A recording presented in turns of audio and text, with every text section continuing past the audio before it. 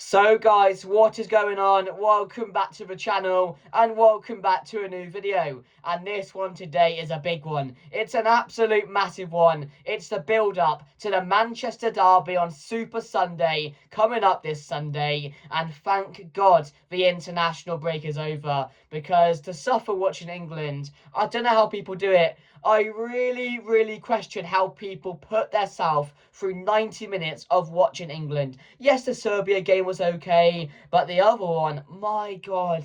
Like, we're not even playing good teams, and it's just, like, we have to suffer through it so much because the football is so dire.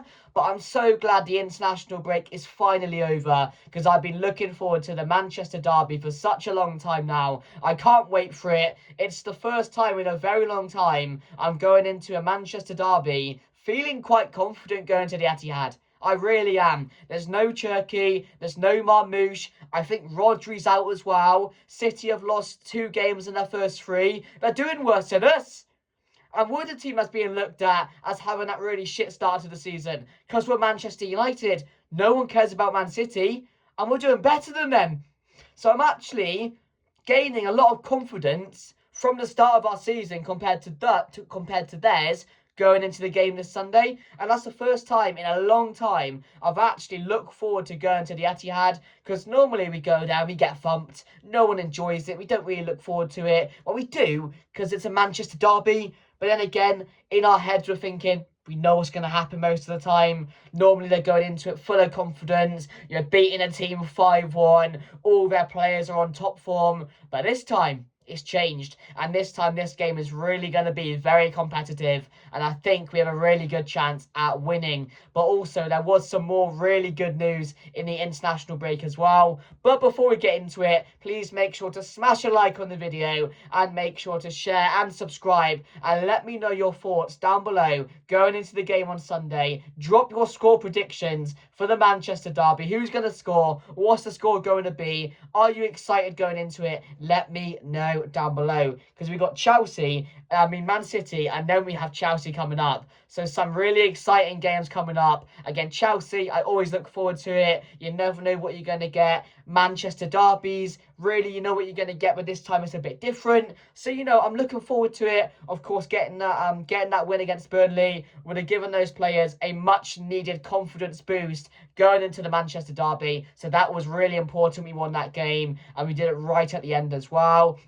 And it's also, I know I was dissing the international break, but there was minutes for Sesko, there was minutes for other players which haven't really, been in the squad recently. So it's more game time in players as well. So this is actually only international break I like, but I didn't like it because the Manchester derby was around the corner, and I was just looking forward to that. But also, I don't want to watch England, so it's a mixed bag, guys. But yeah, make sure to do all of that, and let's get in, guys, to the video and start off by talking, or the main part of the video, by talking about Andre Onana, because he is no longer a Manchester United player. I thanked the Lord when we heard we signed a goalkeeper, but I'm thanking the Lord even more now, because Andre Onana has left Manchester United. Although it's on loan, he's finally gone. And this means when the loan ends, he'll come back and he'll be straight out the door. Yes, no more Andre Onana. I cannot tell you how many times this guy has put me through how many games we've had to suffer with him in goal, and how bad he has been. No more conceding the goal and then putting his hands on, being like, "No, hello." No more of that. No more Andre Onana. You're pulling his socks up after conceding every time. No more Andre Onana doing some athletics every time in goal, making these poses in goal, attempting to save the ball. No more Onana letting the player one-on-one come to him and then diving out of the way. No more kicking it out for a throw-in. No more beating at the near post. I love it. Andre Onana is gone to Turkey, Trabzonspor, on loan. It's done. It's done. Thank the Lord for that. And Sean, whatever your name is, Sean Lammers, Big pressure on you, mate, but we're backing you all the way to succeed as Manchester United's new #1. God, it's going to be good. Having a new goalkeeper, net. Yes. This is like the bare barrels. This is how you know we are at an all-time low. We've been at an all-time low for a while, but we are celebrating goalkeepers leaving like we've just won a trophy. Yeah, says a lot. Says a lot. But this man as well, the audacity to ask for a pay rise as well. I think he's getting paid more anyway, but he asked for a pay rise after costing us Champions League football, after costing us game after game after game. The audacity, you absolute moron. Out the club. Get gone. Enjoy Trabzonspor. Enjoy. Because you're getting a hell of a keeper, mate. Enjoy. Watch him go there now and be like top keeper in the world in like a year. Watch it happen. Guarantee you that'll become a permanent because he'll be doing so well. It's good he's gone. He's a nice guy, and that's the thing, like behind the scenes, he's such a lovely guy, and you want those people to succeed, but when you can't do the basics of your job, there's something wrong. When you can't catch properly, when you're scared of corners, when you drop the ball, when you do the athletics pose to try and save goals, making excuses after every time you concede like it's not your fault, it's wrong, and you have to leave. That can't be Manchester United's #1. But he's gone, guys. He has gone to Trabzonspor on loan until the end of the season. Fantastic news. Now that news is out of the way. Manchester derby time at the Etihad this Sunday. Super Sunday. And although things are not looking up at Manchester United at the moment, when you consider it to City's start to the season, we've not done that badly. The first game, yes, we lost. Well, we should have won that game. Let's be honest. We battered Arsenal. And if we could actually find the back of the net, we would have won that game quite comfortably. We should have won that game. Yes, should have, but you didn't. I get that. But again, I'm looking at it in a perspective now where we should have won that game. The second game, Fulham, Bruno scores his penalty. We take our early chances. It's a different game. The game changes. We're probably going to win that game. Yes, Fulham had their chances. They didn't take them, or a few of them. But that game could have been done early. Cunha had 2 sitters, which he should have scored. Now he's out with injury now, which is absolutely gutting because he's looked really good for us recently to start the season. So that's really sad and really annoying and frustrating. So yeah, the Fulham game should have won that game. Took away a point from it, not the end of the world. The Grimsby one, forget about it. My reaction afterwards, it was just pure emotion, and just what happened in the moment just got to me a lot, because not in any world should we be losing to Grimsby. But we forget about that game. That one, take it off the list. No longer in the Carabao Cup, but that's fine. Take it away. Forget about it now. That's done. I don't want to hear that anymore. And then Burnley, we beat Burnley 3-2. Yes, it shouldn't have been as hard as it was because I was shitting myself towards the end, I can't lie. But we got that last minute winner.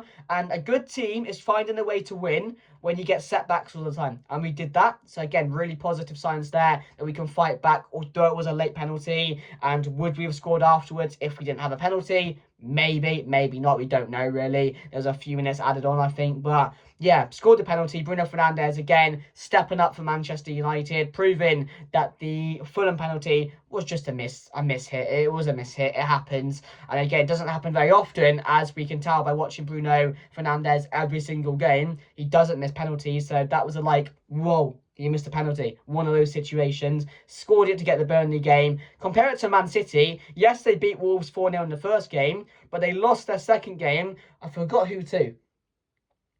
Who did they lose to? Spurs, wasn't it? They lost to Spurs, and then they conceded a last-minute goal to Brighton to lose 2-1. And Brighton were arguably on par with them, or a bit better than them throughout the game. So they're not in a good position. They're only on 3 points compared to our 4. So we're doing better than them. But the media's all over Manchester United because it's Manchester United. That's the only reason why. I don't see anyone on Man City's backs at the moment. That's because it's Manchester City.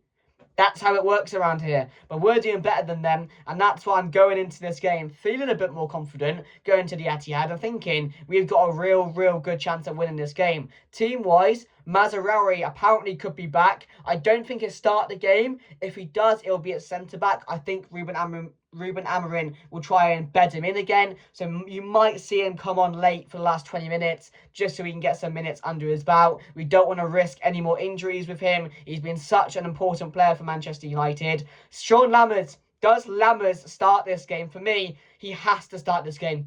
He has to. You have to set a marker out there. You really have to go strong and be like, this is my number one, and you're starting in the Manchester derby. Your first game is going to be the Manchester derby, and what pressure that is as well. To go there to the Etihad to make your Premier League debut. Insane pressure, but it has to be done.